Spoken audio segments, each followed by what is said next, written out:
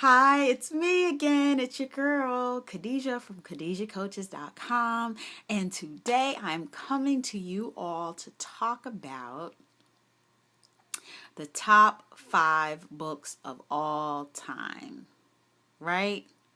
Um, my top 5, I'll say. I'm not going to say the top 5, but these are the top 5 for me of all time. And I've been wanting to put together a book list for the Warrior Women's group for quite some time. And this is also going on my YouTube channel. So if you're watching this and you are a book lover or book reader, this is still for you. So let's just get right. Top 5 books. I'm going to tell you what they are, who the author is, and why I feel they're important, right? So I'm going to go, let's see. My first one I'm going to tell you about is, and this is in no particular order, but this is the first one. This book is called The 4 Agreements, and it is by Don Miguel Ruiz. The 4 Agreements. And I read this book back in like 2002, I think it was. And it's basically based on Toltec wisdom, right? It's based on the culture and the country that Don Miguel comes from. And the 4 agreements are: always do your best, don't take anything personal. I always do this. I can never remember them until I see them and I go, oh my God. Don't make assumptions. Don't make assumptions. And oh my gosh, don't make assumptions. Always do your, but wait a minute, hold on. I can't see without my glasses too. The 4 agreements. Be impeccable with your word. That's the one I need to remember the most. Be impeccable with your word. Don't take anything personal. Don't make assumptions.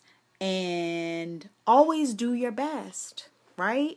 And I think that while they sound very, very simple, right?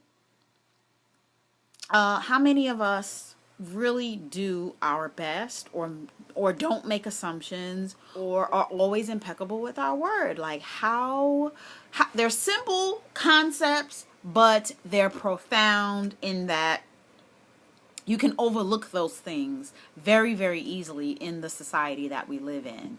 And I don't want to give away too much of the book, but basically he talks about how we're all really just living in a dream. That everything we experience is like basically a dream. And we're born into this world and we're given other people's lenses, right?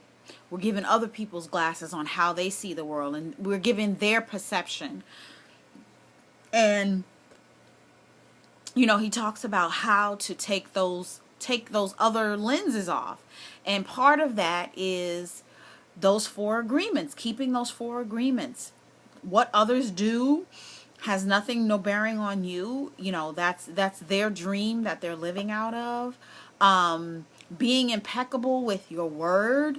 Your word has power. Your word has power. So everything that comes out of your mouth is creating something in your world. So if you're talking very negatively to yourself, or you're talking very negatively about other people, you're constructing a world with your words, right?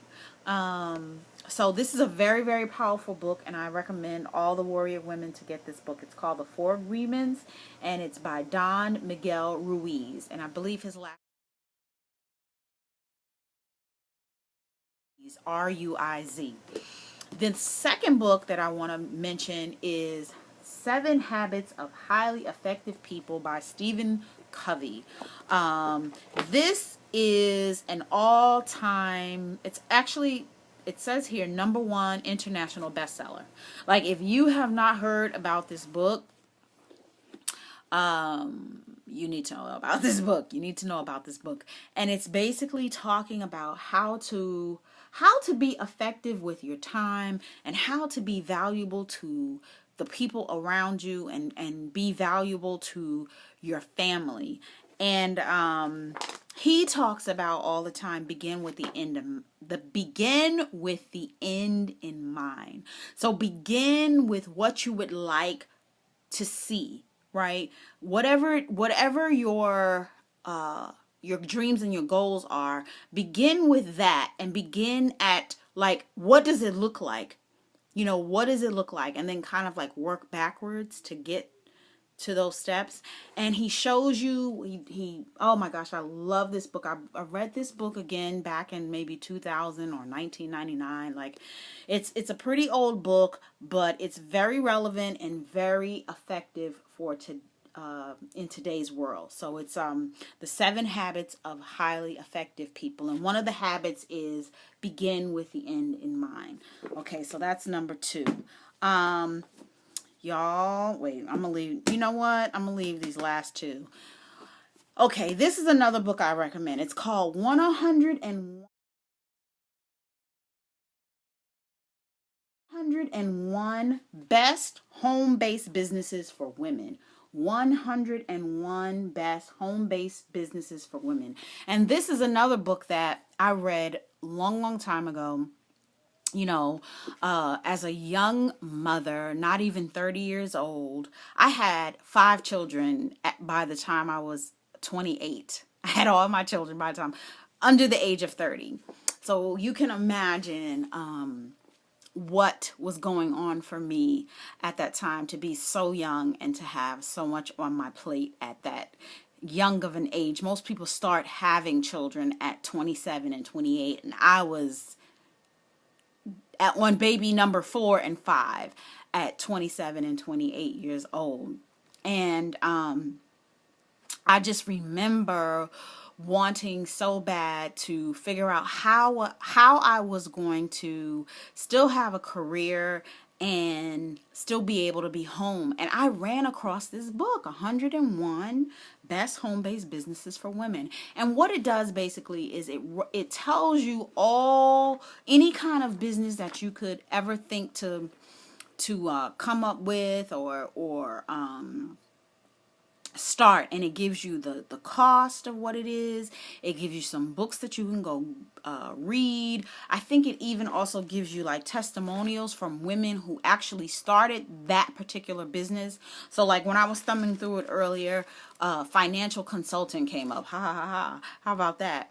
And it tells you how do you need to set it up, if it's the sole proprietorship or a limited liability corporation, LLC.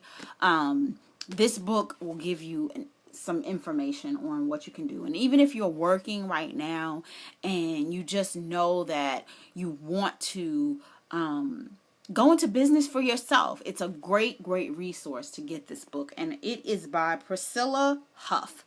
And her last name is Huff. Priscilla Huff. Priscilla Y. Huff. And it's 101 Best Home-Based Businesses for Women. Everything you need to know about getting started on the road to success. So that's book number 3 that I recommend first. Okay, so they're both by Napoleon Hill, right? You guys know Napoleon, the French general. So Napoleon, Napoleon Hill is his name. And he was an early 20th century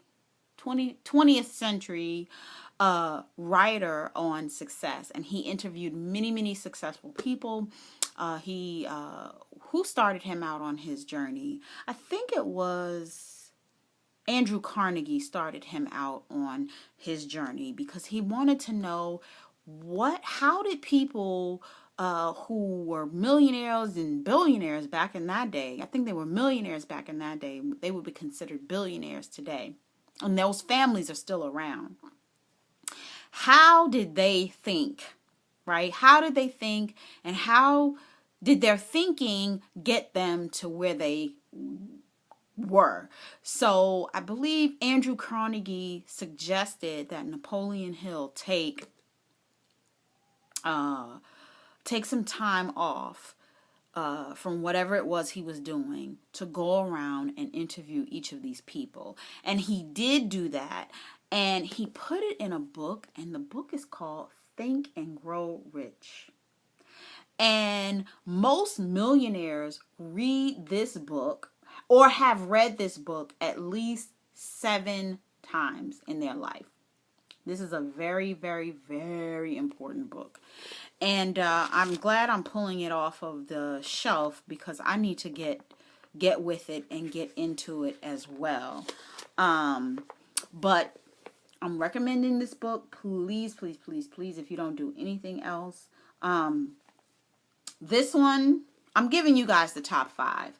But this is like one of those that's really, really up there. He writes in... what kind of English? You know, English was a little different in the 20th century.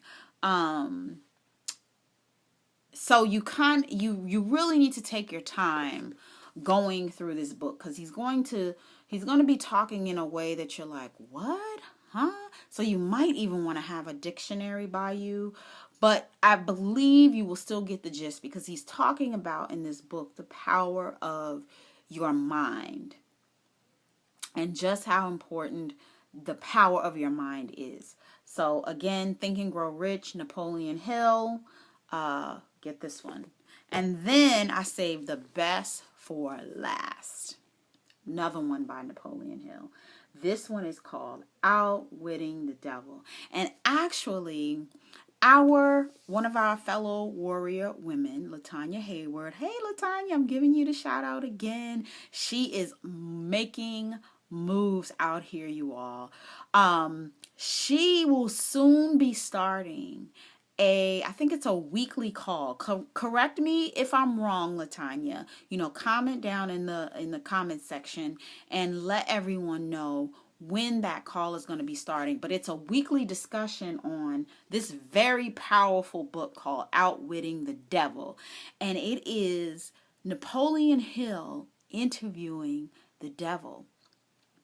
And the dialogue between him and the devil about why the devil is so prevalent and why he's so successful, with people in the world. And the things that he reveals in here. Now, this book wasn't even supposed to be published. Napoleon Hill's wife was so scared of what this book contained that she told him don't publish it. And then even when he died, she still didn't want to publish it. And then she told her, I think it was her nephew or her son, like, do not have this book published until I die. Like, that's how powerful this book and the information that's in this book is. It's him really telling you what's really going on in the world and how people are caught up in a hypnotic rhythm. And he goes into a lot of different things, but that hypnotic rhythm is very, very real. And he talks about how you can get caught in it and not come out of it, or get caught up in it and how you can come out of it. There's always a way to come out of something. And yes, this is up there. And Latanya, I believe, is going to be starting in April or maybe the middle of March. Latanya, please comment down below and let us know when you're going to be starting the weekly sessions on this book, because warrior women, we have to start feeding our minds with positive things. I know a lot of you are, and listen, read your Bible. I'm not saying don't read your Bible. I'm saying, in addition to reading your Bible, start to fill your mind with supplemental information that will help you up here, that will help you think, because I believe everything is inspired from God anyway, whether it's the Bible, whether it's Think and Grow Rich, whether it's 7 Habits, it all comes from source. It all comes from that one source. So we have to really get into the habit of feeding our minds with positive things and things that are going to make us think and look at life differently. So anyway, that concludes my top 5 books of all time. Please, I encourage you to go out. If you can't get all 5 of them, pick one of the ones that I've shared with you, and share with me if you do have the book, or if you've read the books before. What is your opinion about them? And do you see yourself picking up any one of these to read again? I read the 4 Agreements twice a year, at least twice a year, because it's a really simple book. I don't even think it's 100 pages. Let me see. Yeah, it's not even like 100 pages. And it's very simple read. And I know some of you have gotten this book, especially if you're coaching with me. I always recommend all of my clients get this book. So if you're a former client or if you're a new client, you got to get this book. You got to read this book. You got to go to the library or something and get this book and check it out and start to read. It's very important. Yeah. So anyway, I love you guys. I hope this has been helpful for you, and I will talk